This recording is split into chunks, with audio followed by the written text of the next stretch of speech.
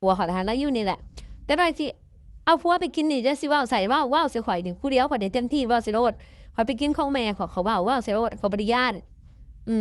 จะว่าโลดว่าข่อยแต่ว่าผัวข่อยสิกินของแม่เขาบ่ให้ไปหาโนกินมีหยังกินนี่แหละบ่มีดอกเขาแล้วแต่แนวนั้นเด้อพี่น้องเอ้ยม่วนเด้ไผก็ต้องกินข่อยนี่แหละกินก็บ่เป็นหยังดอกถ้าแม่นมื้อหน้ามื้อในไปซะถูกขาหยงยิ่งเงาไข่น้องเป็นสาวถ้าสิมาอยากกินข้าวแม่นี่กินได้เต็มที่เลยให้กินเลยว่าซั่นซะกูสิบ่ขี้ที่ดอกข่อยนะลูกข่อยนี่ผู้เดียวอีบัด